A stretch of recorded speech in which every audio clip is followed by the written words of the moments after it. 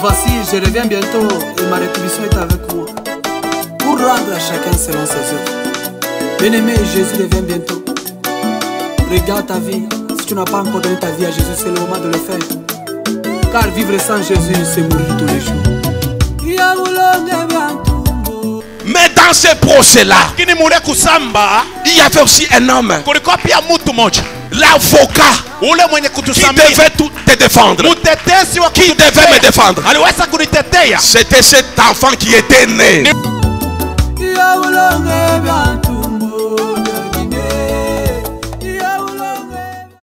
Au nom puissant de ton Fils Jésus-Christ Nazareth, Père, nous venons aussi te prier et nous disons Amen.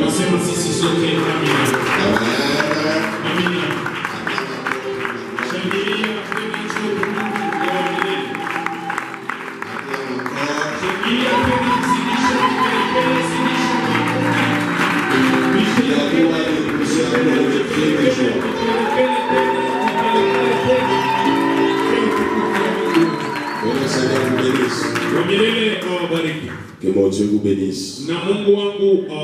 Tu peux saluer ton frère et tu peux aussi lui souhaiter bon appétit.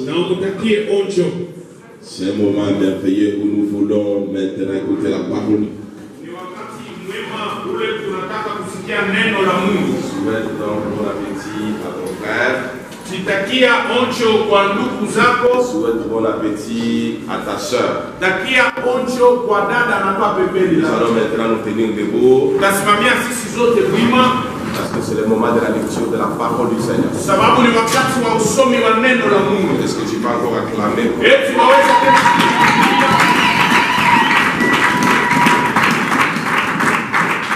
Daniel chapitre 2.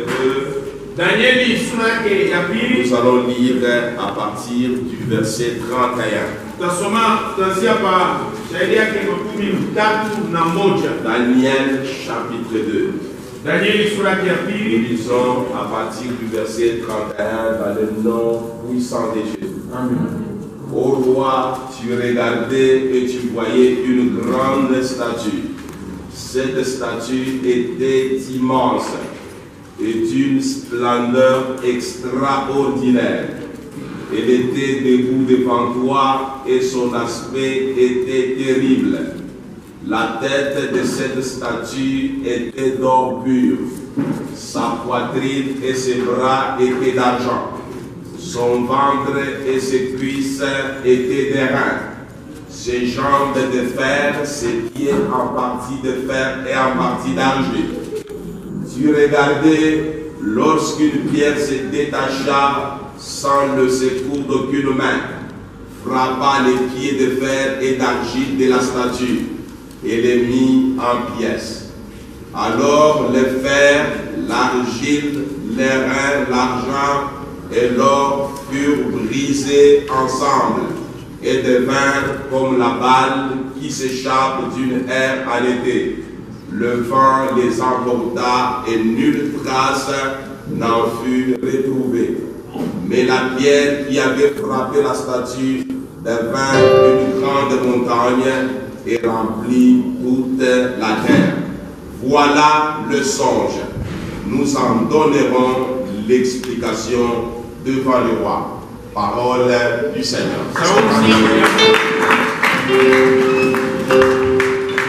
Pour acclamer très bien.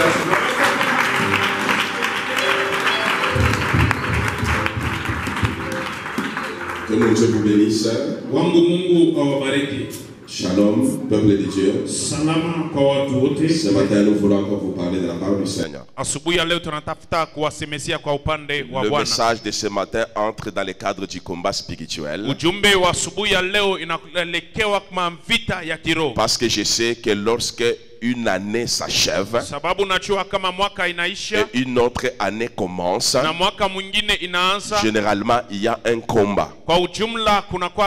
Lorsqu'on célèbre un anniversaire, cela veut dire qu'on a vaincu le diable pour cette année qui vient de s'achever. Cela veut dire qu'on a communiqué un message de puissance à l'ennemi Satan.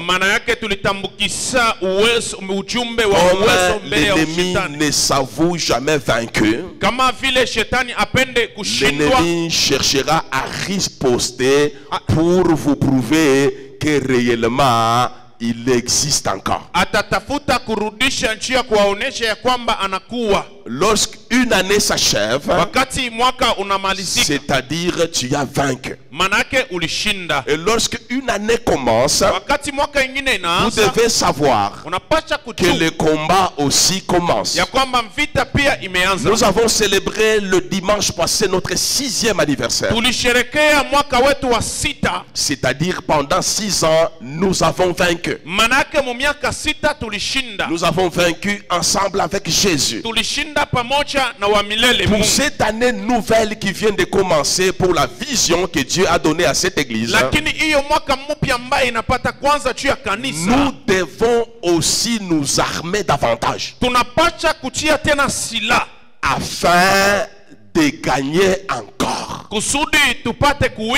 Parce que nous sommes dans une course, nous sommes en train de courir, mais nous ne sommes pas encore arrivés à destination. Et Dieu voudrait bien nous préparer à affronter le combat spirituel en ce début de notre nouvelle année qui vient de commencer.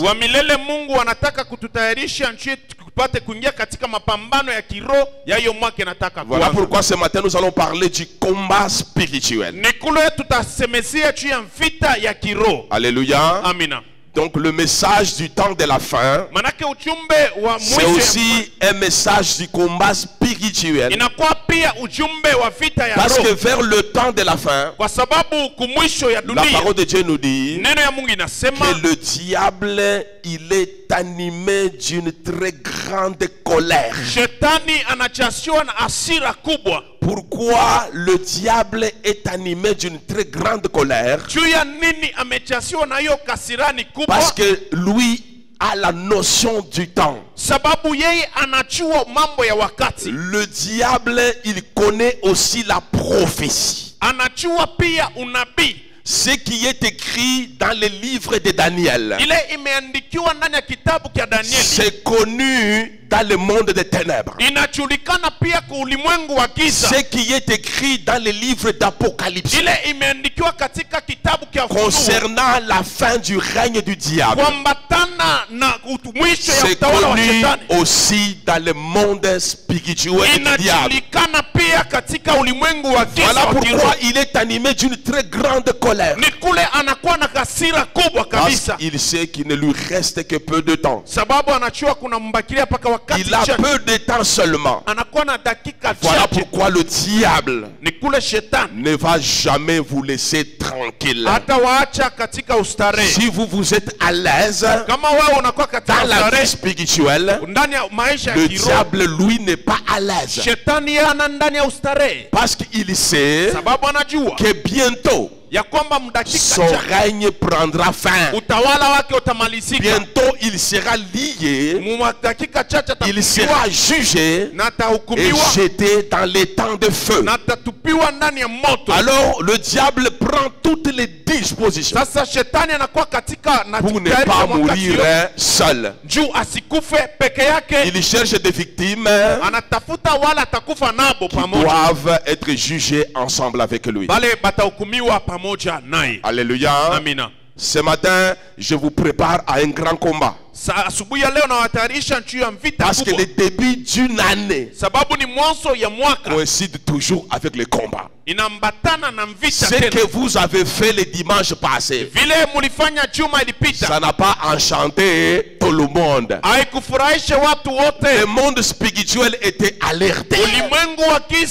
Les satanistes et les sorciers étaient alertés. Ils se sont posé la question de savoir pourquoi cela est arrivé. Alors ils prennent des disposition pour vous empêcher de bien commencer l'année. Et devant la stratégie du diable, le Seigneur voudrait aussi nous préparer. Parce que nous devons bien jouer à l'offensive. Je disais hier soir, à notre prière d'intercession, dans mon introduction, je disais que l'équipe qui gagne, c'est l'équipe qui attaque beaucoup. Si vous voulez vaincre l'adversaire, n'utilisez pas seulement les armes défensives. Utilisez aussi les armes offensives. Le diable, c'est un ennemi redoutable. C'est un ennemi qui recule difficilement. Voilà pourquoi lorsqu'il attaque, tu dois aussi contre-attaquer. Si tu ne contre-attaques pas, c'est lui qui va vaincre. À travers le message de ce matin, vous allez découvrir les erreurs des serviteurs de Dieu. Dans la parole que nous venons de lire ce matin, on nous parle d'un songe d'un roi puissant de l'époque. C'était un roi babylonien. Son nom s'appelait Nebuchadnezzar. Ce roi-là avait vu un songe. Et ce roi-là ne comprenait pas l'explication de ce songe-là. Devant cette difficulté de comprendre le message caché dans le songe, c'est ainsi qu'on a fait recours à Daniel. Lorsque Daniel commence à expliquer le songe, il commence d'abord par nous présenter cette grande statue-là. Daniel nous dit que le songe du roi, c'est un songe là où on révèle une grande statue. Et cette grande statue avait une splendeur extraordinaire. Ce n'était pas une petite statue. Ce n'était pas une statue ordinaire. L'homme de Dieu Daniel nous dit que la statue avait une splendeur extraordinaire. Et l'aspect de la statue était terrible. La statue avait un aspect terrifiant. Ce n'était pas une statue petite. La statue était grande. Sa dimension était extraordinaire. Cette statue était composée de 4 parties. La première partie de la statue était en or pur massif.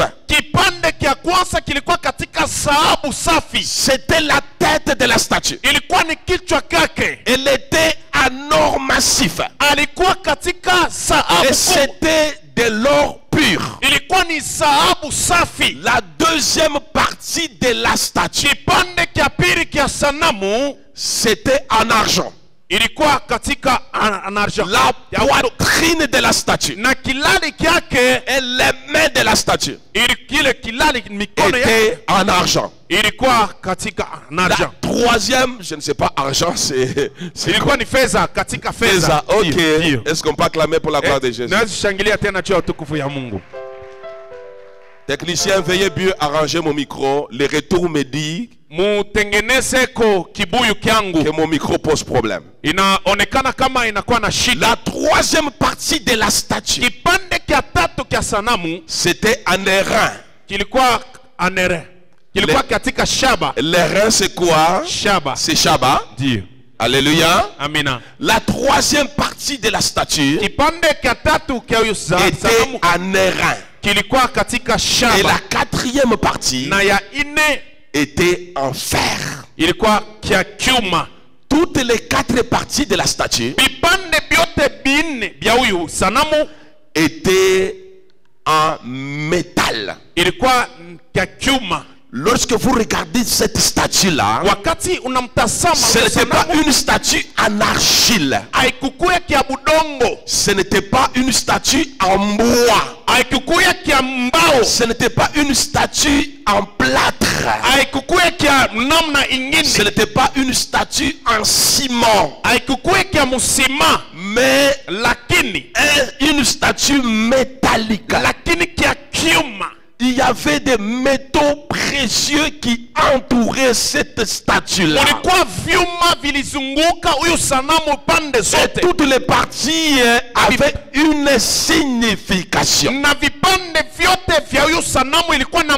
Les quatre parties représentaient les dominations. Je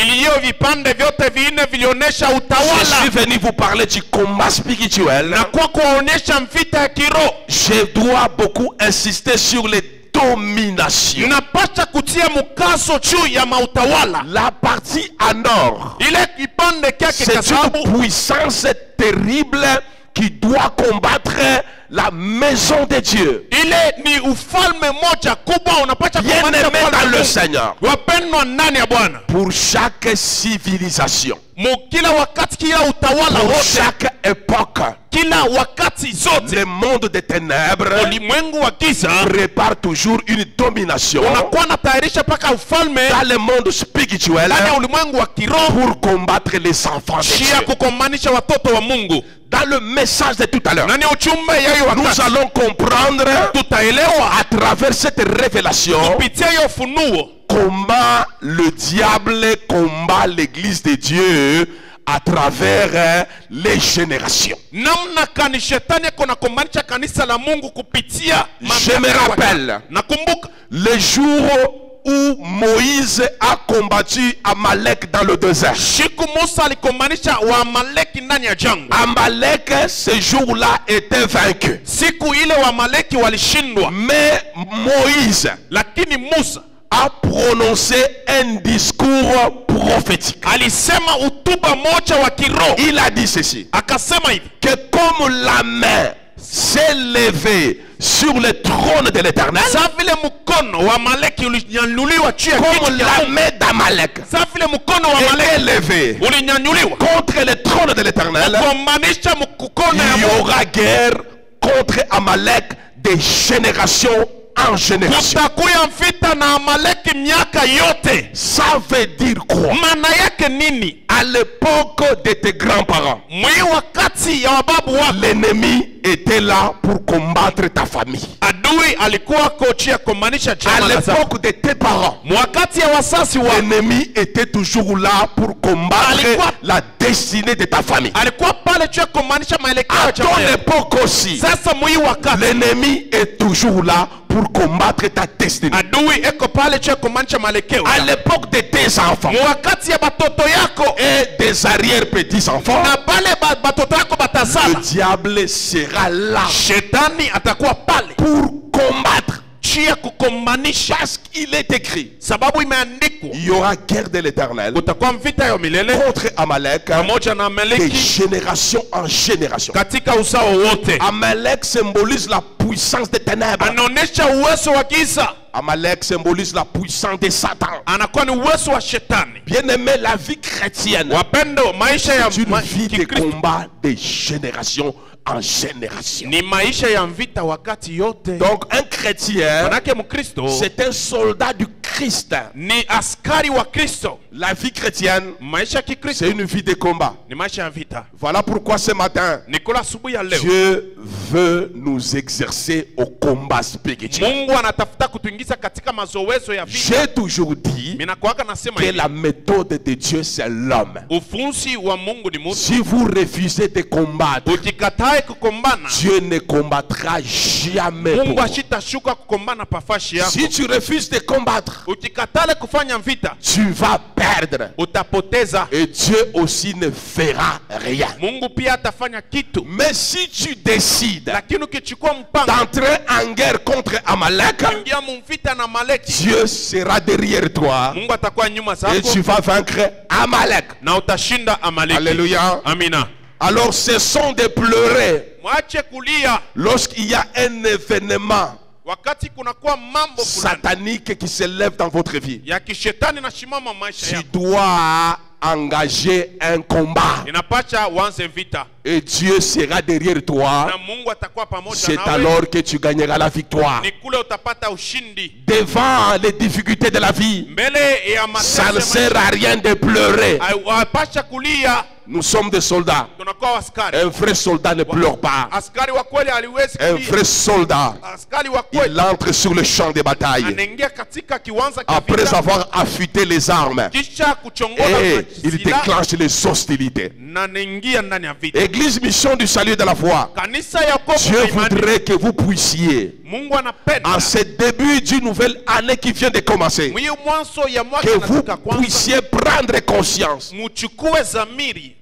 de la menace ya ile de mavita l'ennemi Satan ya adui shetani pour que nous puissions nous engager kusudi tujitoe afin d'arrêter les manœuvres du diable. kushindana na akili ya giza. La première civilisation, Manake utawala wa kwanza c'est la tête en or, inakuwa ni kichwa cha dhahabu. représentée par le roi Nebuchadnezzar. Ilikuwa ni mfalme huyu Nebukadneza. Israël ne savait pas Israeli akujui que ce roi-là était une domination ya kwamba huyu mfalme alikuwa ni qui mtawala. avait un mandat spécial de détruire Israël. Alikuwa na kasi ya kuharibu Israeli. Israël était naïf. Israeli akuwa mzaifu. Israël ne faisait pas attention Israeli hawanze kukeba anga à la présence de son ennemi. ya ule wapo ya adui Bien-aimé wake. dans le Seigneur, Wapendwa ndani ya Bwana, si tu ne fais pas attention kama aukebe ange à ton ennemi,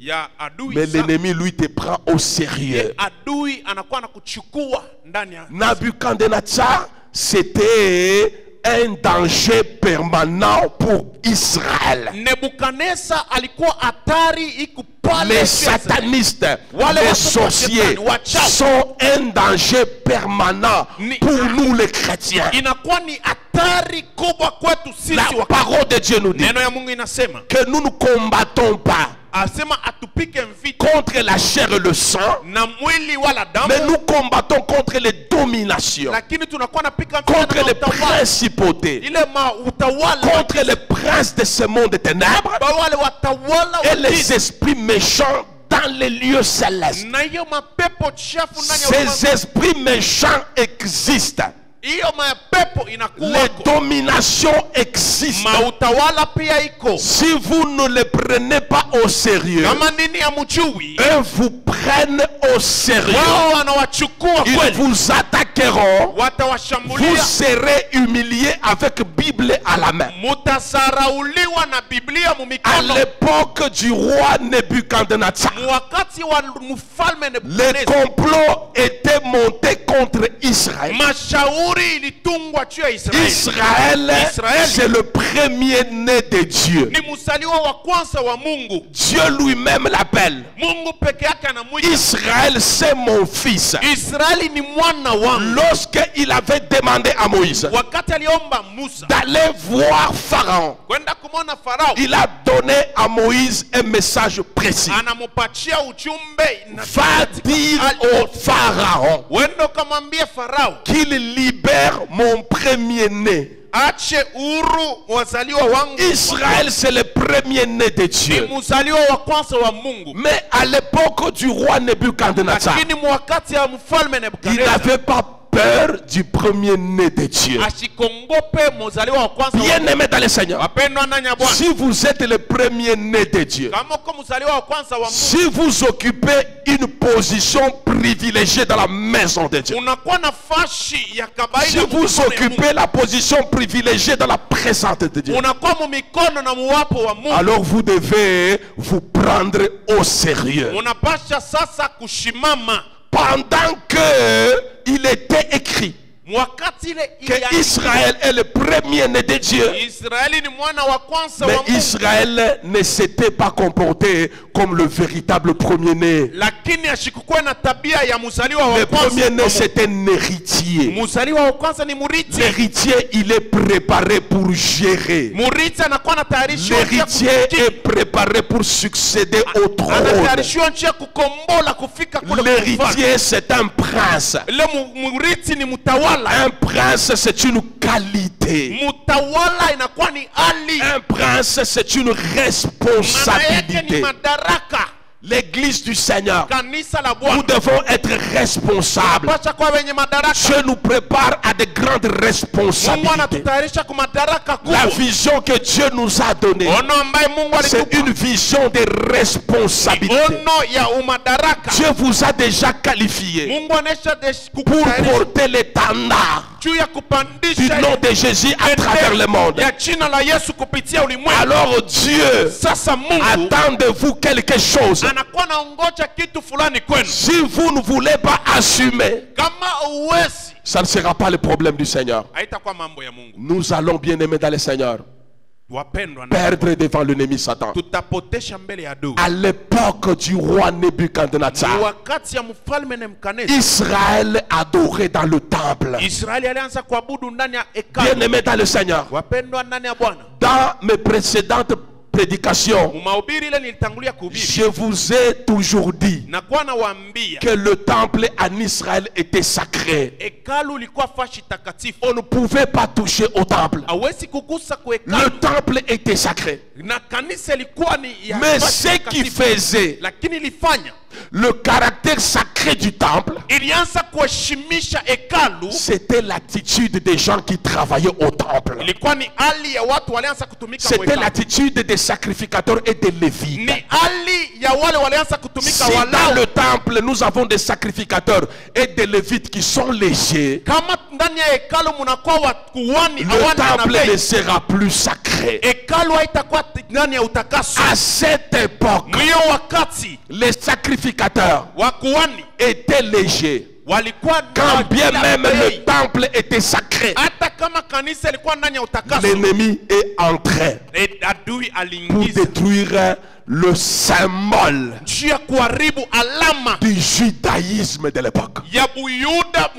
Le temple, c'était un symbole sacré du judaïsme. Mais à cause de la légèreté des sacrificateurs de Lévites, il y avait un pillage systématique.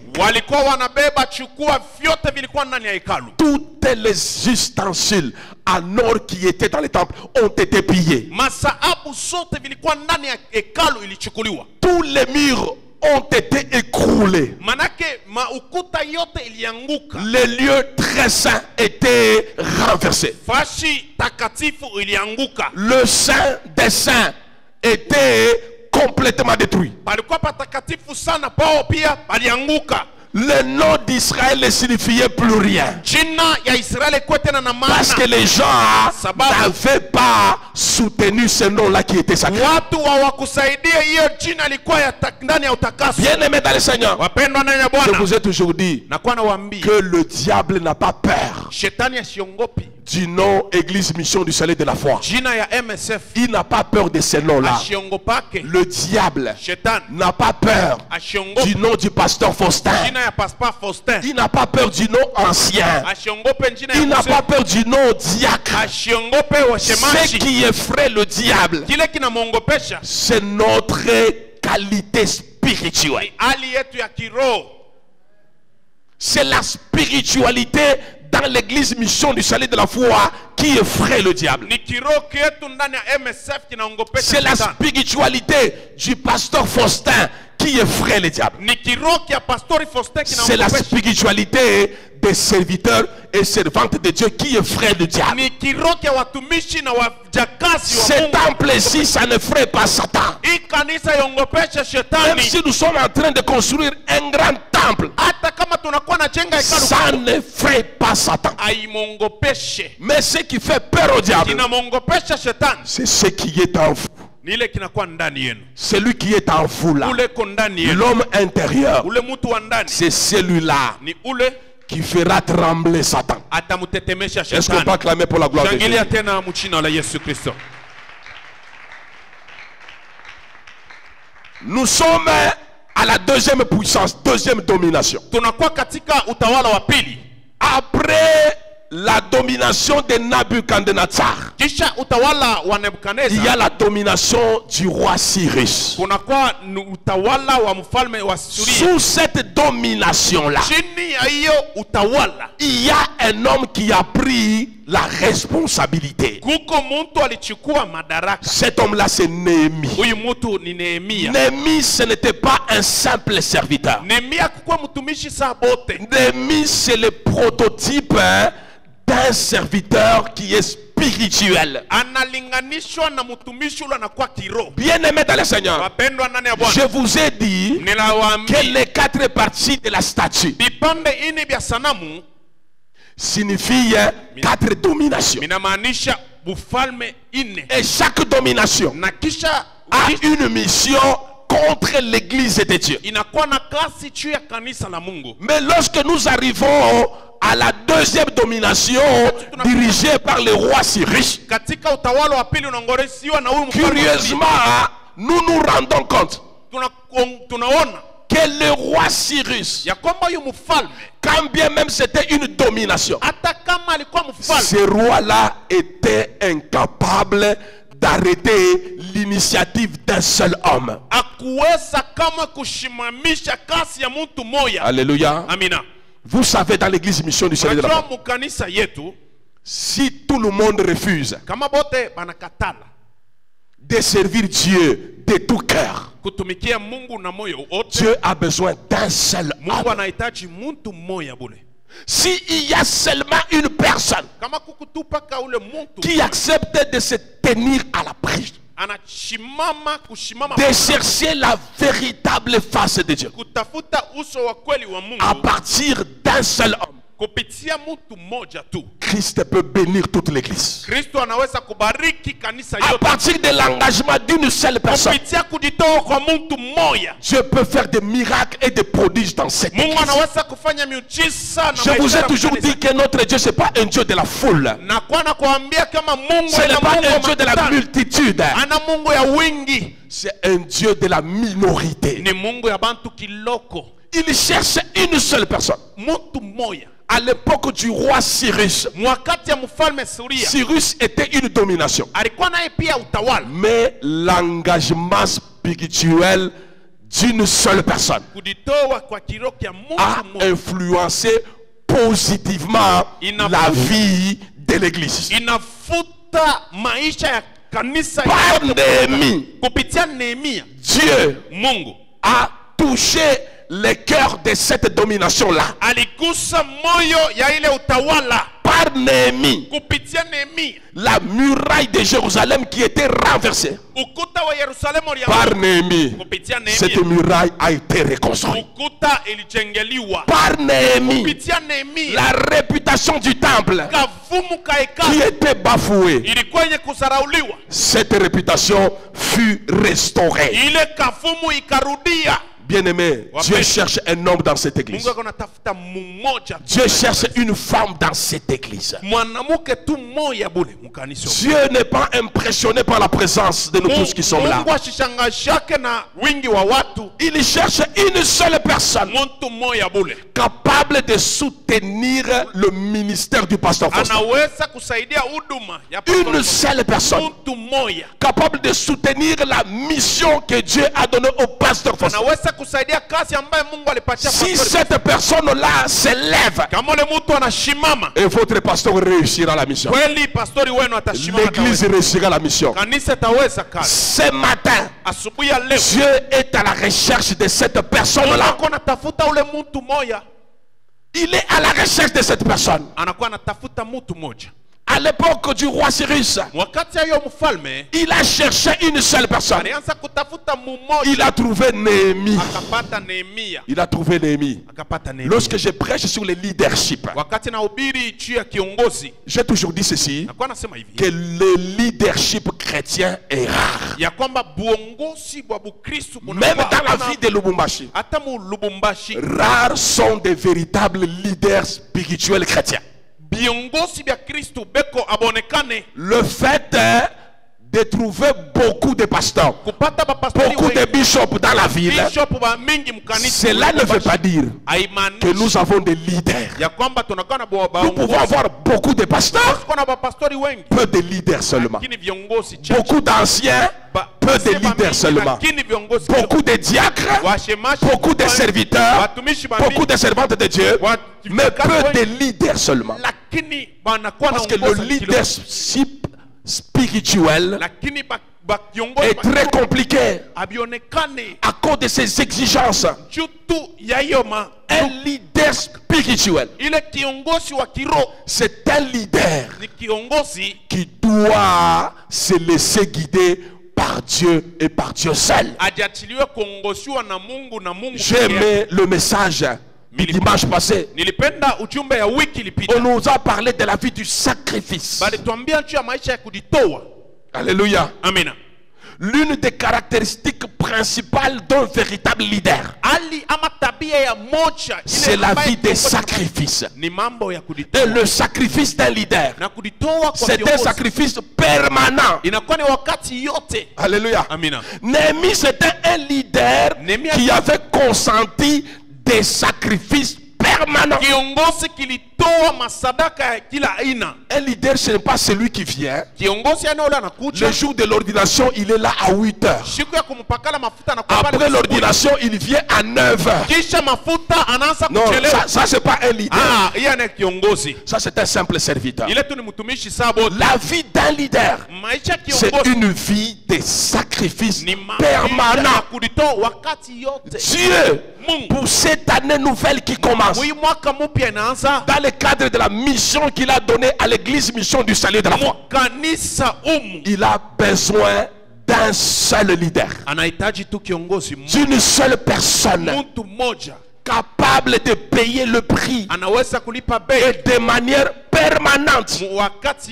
Lorsque tu apprends à payer le prix, à ce moment-là, les choses commencent à marcher. Alléluia.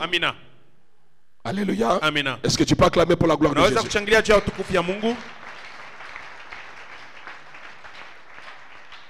Je sais que les gens aiment bien les messages de bénédiction, mais ils n'aiment pas le principe qui attire la bénédiction. Néhémie était dans la cour royale. Néhémie occupait la position privilégiée dans la cour royale. Mais Néhémie a refusé tous ces privilèges-là. Il a demandé au roi d'aller servir bénévolement sa nation juive qui était en péril. Il avait mis à la disposition d'Israël tout son salaire. Parce qu'on devait reconstruire la muraille et reconstruire le temple qui faisait la fierté de l'État d'Israël. Pour défier une domination, il faut savoir prendre le risque. Là où il n'y a pas la prise de risque, bien aimé dans le Seigneur, ça ne marchera pas. Dieu vous a promis des bénédictions au cours du deuxième semestre. Mais sachez qu'il y a une domination dans les lieux célestes qui est en train de vous contrôler. Pour défier cette domination-là, faites comme Néhémie. Soyez des hommes et des femmes de prière. Néhémie était un homme de prière. Il était assidu dans la prière. prière. wakati yote alikuwa ndani ya maombi. Les prières de Néhémie, ce n'était pas des prières superficielles. Maombi ya Nehemia ilikuwa ya Néhémie, c'était quelqu'un qui savait perdre pour la cause de l'évangile. alijua kupotesha njia ya injili. Satan ne peut jamais résister devant un homme, devant une femme de prière. Shetani hawezi kama kushimama mbele ya mwanamke. Satan ne peut jamais résister hawezi kama kushimama devant une église qui fait des sacrifices pour la cause du Seigneur. Je vous ai toujours dit que là où il y a le sacrifice, c'est là qu'il y a la puissance. Si Dieu nous demande d'offrir nos corps à lui comme un sacrifice, c'est parce que Dieu sait qu'au travers de nos sacrifices, il y aura la manifestation de la puissance. La puissance de Dieu se manifeste que là où il y a la vie de sacrifice. Une vie de prière intense, c'est une vie de privation de certaines choses. Tu te prives les loisirs, tu te prives les sorties pour rester en prière afin d'intercéder en faveur de ton église. Lorsque Dieu voit ça, il fera descendre la puissance. Tu seras un homme de puissance.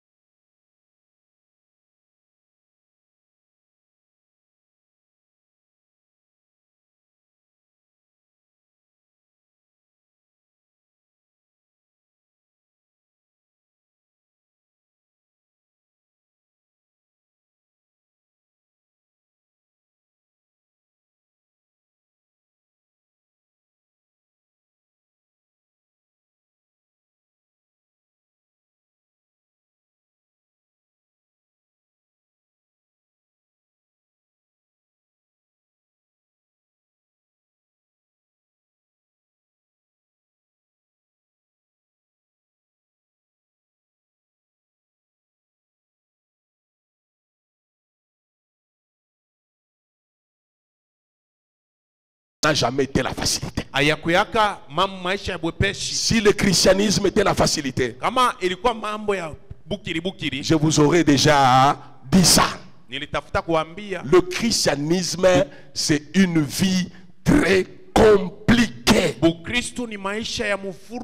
L'évangile est prêché dans la simplicité. L'évangile est prêché dans la facilité, mais la vie chrétienne n'est pas une vie de facilité.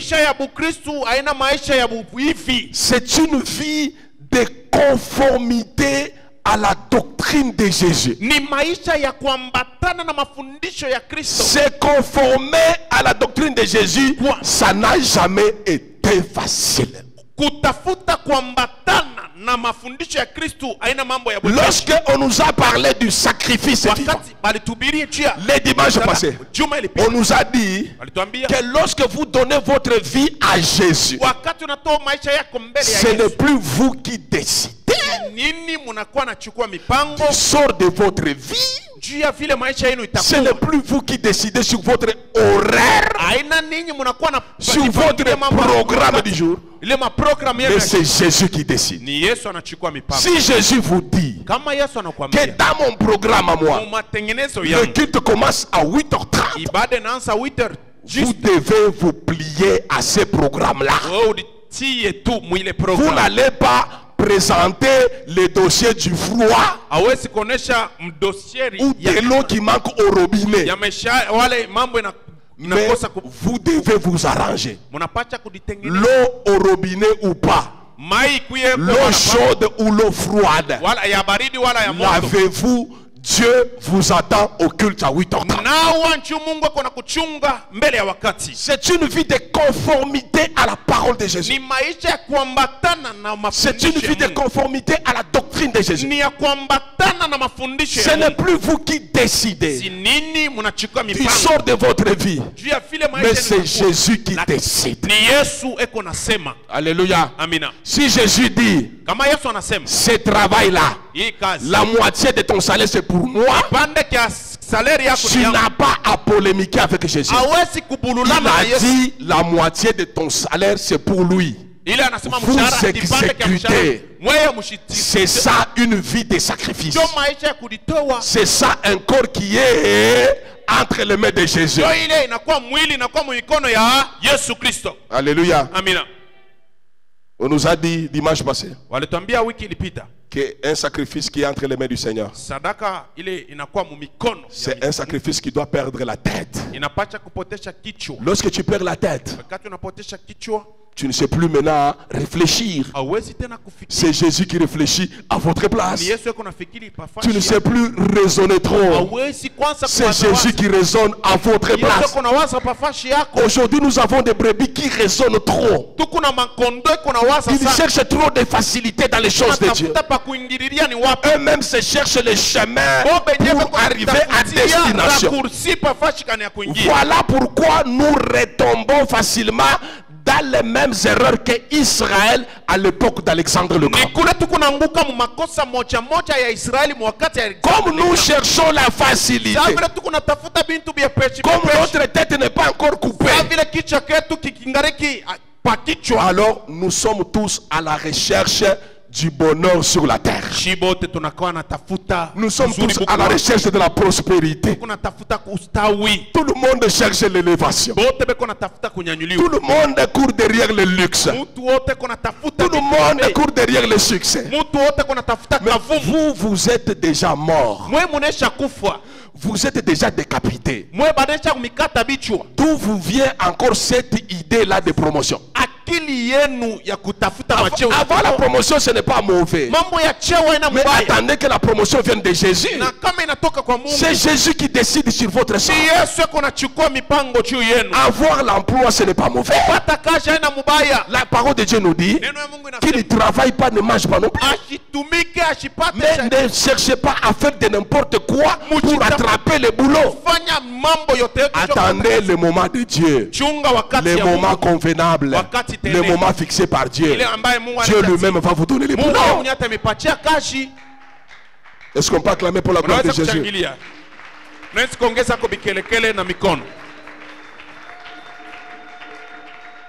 Ne vous comparez à personne. Quelqu'un qui est déjà mort, qui s'est déjà offert en sacrifice, il ne peut pas encore penser à la concurrence. Pourquoi vous cherchez à vous concurrencer aussi? Vous savez pourquoi vous avez de la convoitise? Aujourd'hui, même dans les couples, il y a un problème.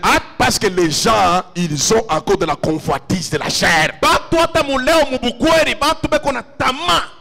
Lorsqu'on a la convoitise, on peut facilement se comparer à l'ancien. On peut se comparer à la femme du pasteur. Parce que maman pasteur s'habille bien. Moi aussi je dois faire pour m'habiller bien.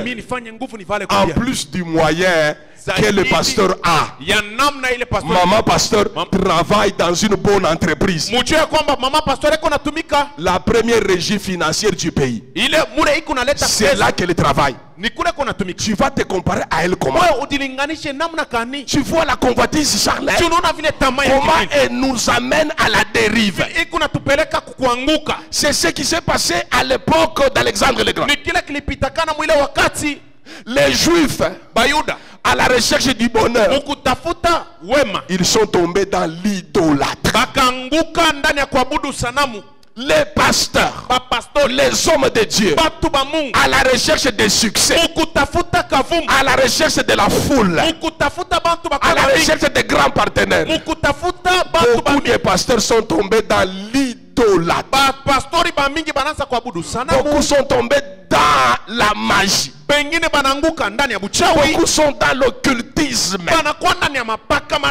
Alléluia. Amina. Pour prêcher puissamment, de manière à gagner le cœur des gens. Il y a le pasteur qui enterre les cadavres à la chair. Les jours où on conçoit la chair, on enterre les histoires là-bas. Pour que ces histoires puissent commencer à vous attirer, lorsque le pasteur est en train de prêcher, au lieu d'écouter le message de Dieu, vous écoutez le message des démons qui vous attirent pour le succès du pasteur. Tout ça c'est quoi? La convoitise de la chair. Dites la convoitise de la chair. À cause de la convoitise de la chair, les gens courent derrière les prophètes.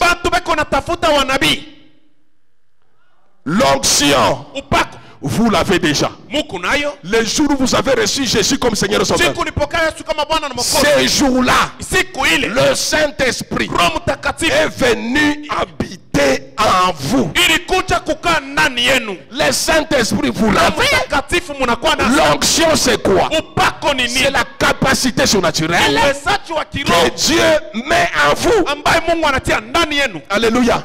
Mais vous allez chercher encore de l'huile chez les soi-disant prédicateurs prophètes. De l'huile d'onction. Ce qui est scandaleux, les mêmes soi-disant prédicateurs prêcheurs, ils vendent de l'huile même aux prostituées. Le Saint-Esprit embouteille sous forme de l'huile. Aujourd'hui, se trouve entre les mains de prostituées. Un prostitué, avant d'aller se salir, il applique aussi l'huile d'onction pour attirer les maris. L'abomination de l'église de Dieu. Israël a minimisé cette domination-là. La domination n'a pas détruit le temple. Comme à l'époque de Nabucodonosor. La domination a laissé Israël adorer Dieu. Mais Israël commence à adorer Dieu dans le mélange. Alléluia. N'adorez jamais Dieu dans les mélanges. Non, ne mélangez jamais Dieu. Alléluia. C'est un Dieu qui est 3 fois saint. Il n'est même pas qu'on puisse le mélanger. La bénédiction viendra, elle est là. Mais tu dois attendre le temps de Dieu. Quand le moment de Dieu va sonner, il n'y a personne. Alors personne qui pourra te résister. Est-ce qu'on peut acclamer pour la gloire de Jésus? Ne cherchez pas à anticiper les choses. Oh, pour avoir cette guérison, tu dois prendre cette eau. Donc je vais prier sur cette eau. Dès que tu prends cette eau, tu seras guéri. Alléluia. La parole de Dieu me dit, l'iniquité qui pesait sur nous était tombée sur Jésus-Christ. Et par les meurtrissures qu'il a portées à la croix, nous avons la guérison. La guérison est cachée dans l'œuvre de la croix. La parole de Dieu ne me dit pas. Et par l'eau bénite, nous avons la guérison. Non, la guérison n'est pas dans l'eau bénite. La guérison n'est pas dans l'huile d'onction. La guérison est cachée dans l'œuvre de la croix. Est-ce que tu peux acclamer pour la gloire de Jésus?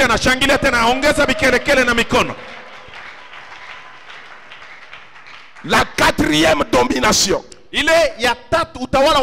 Là c'est le pouvoir romain. Bien-aimé dans le Seigneur, c'est une domination universelle. C'est une domination terrible. Depuis l'époque de Jésus jusqu'au maintenant, nous sommes sous la domination des Romains. Lorsque Daniel voit cette vision, le Seigneur lui apprend quelque chose. S'agissant de cette quatrième domination.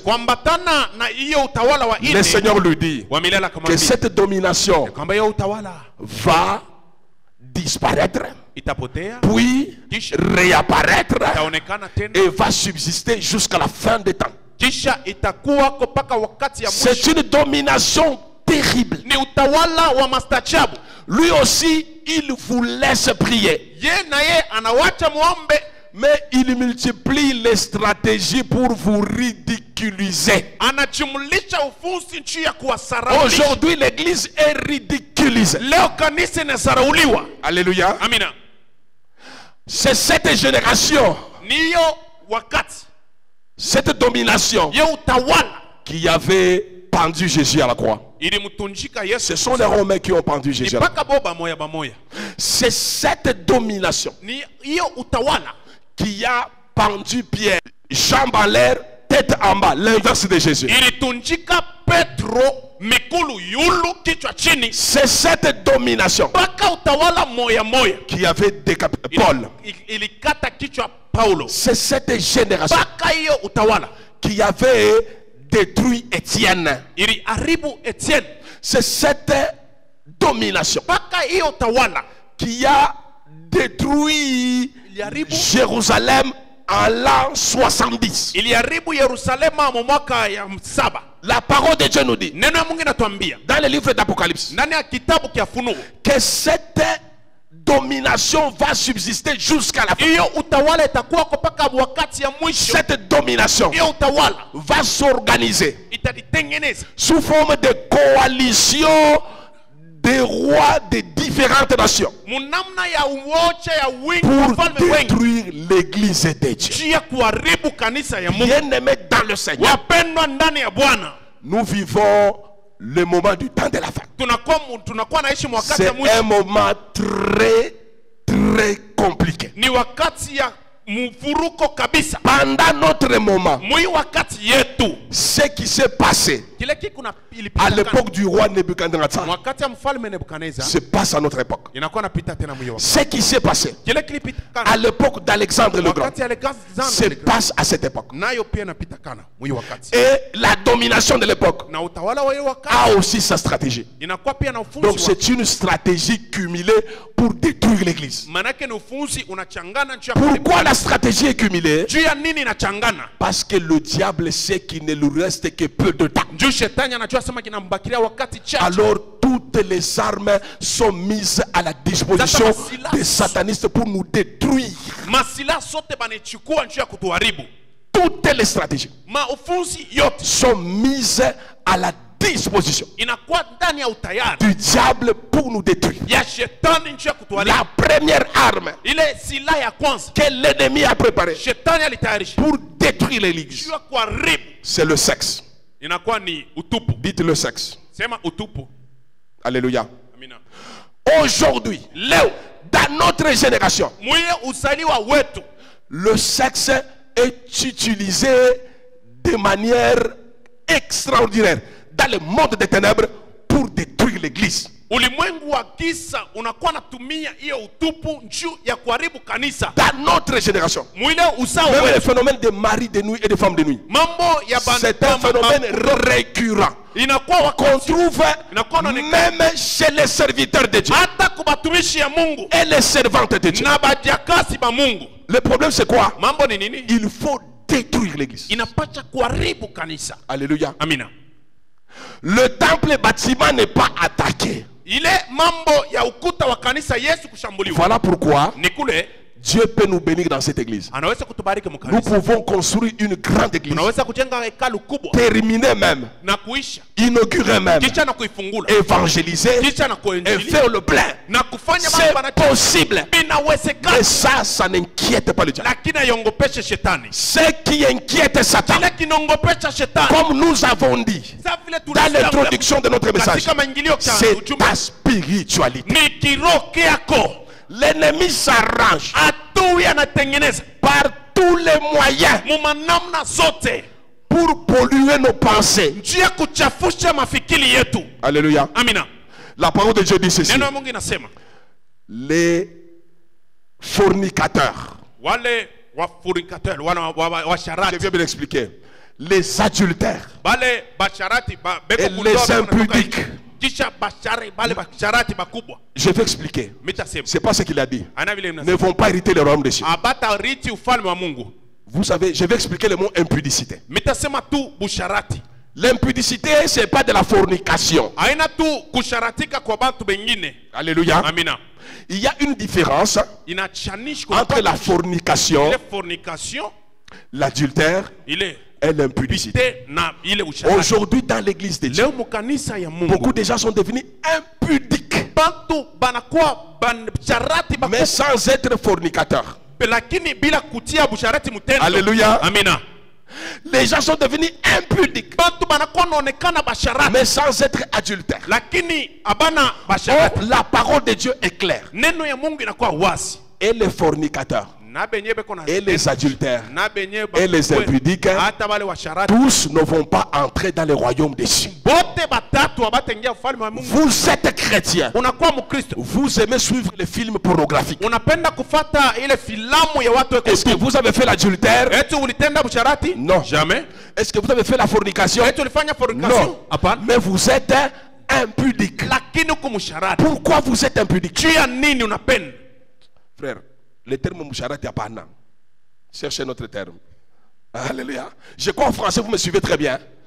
Le fait de suivre les films pornographiques, vous ne faites pas de la fornication. Fornication, c'est quoi? La fornication, c'est tout rapport sexuel entre deux personnes qui ne sont pas mariées.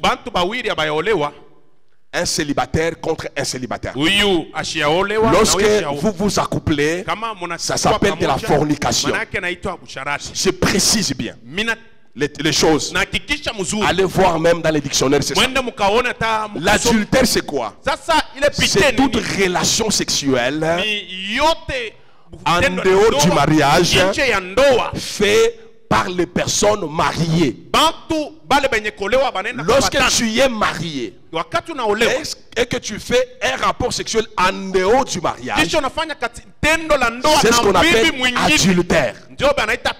Maintenant, l'impudicité, c'est quoi? C'est tout acte, toute atteinte à la pudeur, à la morale chrétienne. Nous avons aussi une morale chrétienne. Nous avons aussi une pudeur. Toute atteinte à la morale chrétienne, qui n'est pas nécessairement la fornication, qui n'est pas nécessairement l'adultère, mais toute atteinte à la moralité chrétienne, c'est de l'impudicité. Un impudique, c'est qui? Un impudique, c'est celui qui porte atteinte à la moralité chrétienne. Chez les chrétiens, même chez les païens, lorsque nous on était enfants, ce n'était pas bien de voir la cuisse d'une jeune fille ou la cuisse d'une maman.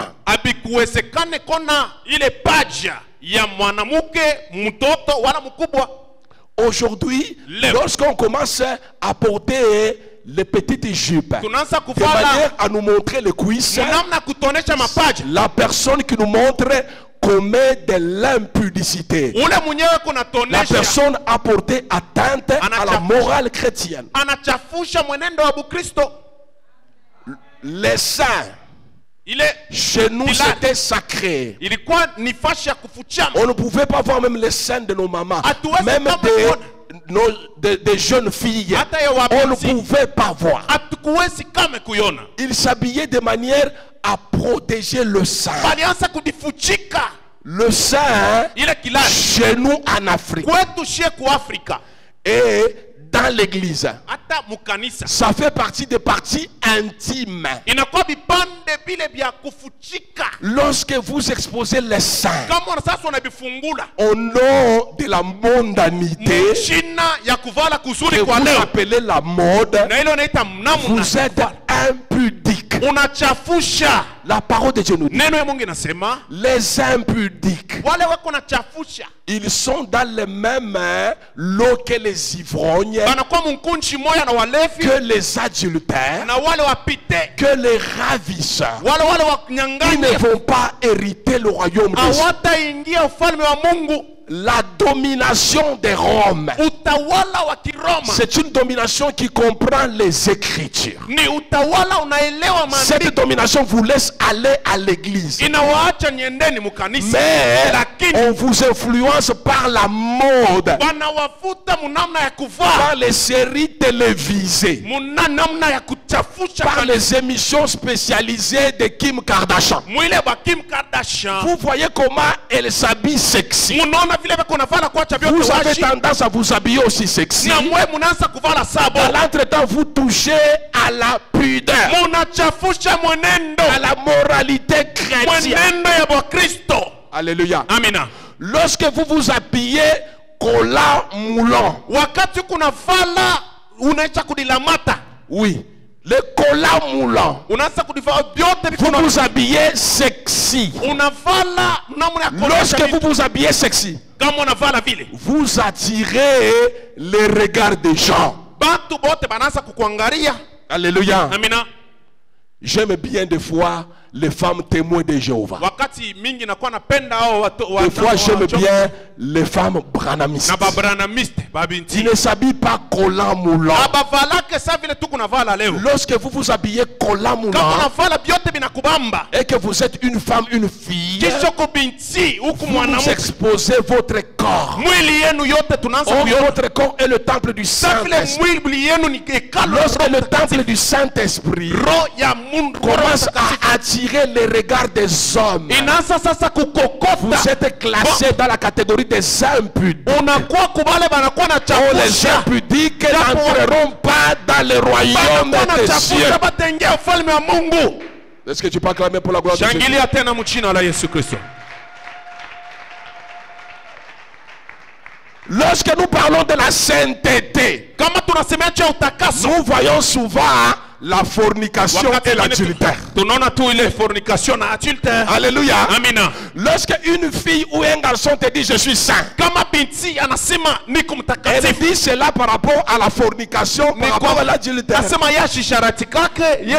Lorsque Dieu regarde cette jeune Sasa fille, kama Mungu anaangalia huyu binti, Dieu voit qu'elle n'est pas sainte. Mungu anaona sema na mtakatifu, Parce que ses cuisses attirent toujours les enfants. mapaja yake baba bote beko Elle est toujours natazama, l'objet des scandales. yeye iko paka na vuruka fashi. La parole de Dieu nous dit, Maneno ya Mungu anatuambia il est possible que les scandales arrivent. inawezekana ile Et hatari. malheur par qui les scandales Ole kwa ule kupitia arriveront. ule ile atatarake na Malheur ole par qui les scandales arriveront. kwa ule kupitia yeye. La parole de Dieu nous dit, Neno la Mungu nasema le fait seulement de regarder une femme qui est habillée sexy, kuangalia tu ule anaisha kuvala tu vile, commences à la convoiter. unaanza kumtamania, Tu as déjà commis de l'adultère. unaisha kutenda. C'est-à-dire quoi? Maana yake nini? Et la personne qui a convoité la fille qui est sexy, Na ule anamwangalia ule mwanamke ko sexy, et la fille elle-même qui a séduit ces messieurs-là, na ule mwanamke mwenyewe alivuta huyu tous mtu, deux n'hériteront pas du wote royaume de Dieu. mawili pale pale. L'un est fornicateur Yeye anafuta ou adultère, wala mpite, l'autre est impudique. huyu mwingine lwake ni Et les mchafu, adultères kachafusha et les impudiques, na kachafusha, tous n'entreront pas dans le royaume de wote Dieu. mawili nje. Le diable, il est animé d'une très grande colère. Shetani ni mwenye kuchasiwa na kasira kubwa, Il ne viendra pas comme un lion ashitakuwa kama simba en train de rougir, vous le voyez. eko na ongoloma muku namona, Il est très rusé. eko mwerevu. Jeunes gens, écoutez. Ce Bibiana qui est à la mshiki. mode aujourd'hui, Ile inakuwa naonekana leo ce sont des pantalons qui sont collants, moulants. ni ile mapantalon ile iko na C'est ce qui est à la mode. mata mubiache. Lorsque vous vous habillez, jeunes gens, kama mnaivala vile, vous devez d'abord apprendre à respecter votre corps. mbele mheshimie mili zenu. Votre corps est le temple du Saint-Esprit. Mili yenu ni hekalu la Roho Mtakatifu. Dieu Mungu vous a donné une nature. alimipatia ali. Si vous êtes gros par nature. Vous comprenez ce que je veux dire? Ne portez pas un pantalon collant moulant. Parce que tout le monde verra le volume. Et vous vous habillez de manière impudique. C'est de l'impudicité aussi. Vous vous habillez de manière à attirer le regard des filles. Quand vous avez votre pantalon, tout le monde voit qu'il y a un ça ne va pas. Vous êtes impudique. Vous êtes impudique. Il n'y a pas que les filles qui sont impudiques. Il y a aussi les garçons qui sont très impudiques. Tu portes un pantalon qui te sert. Tu prends même la chemise, tu enfiles. Et lorsque tu marches, tout le monde voit le volume de ton corps. C'est de l'impudicité. Les impudiques ne vont pas hériter le royaume de Dieu. Il y a beaucoup de choses à dire concernant cette quatrième puissance. Malheureusement, le temps est parti. Nous sommes obligés de nous arrêter par là. Que le Seigneur bénisse.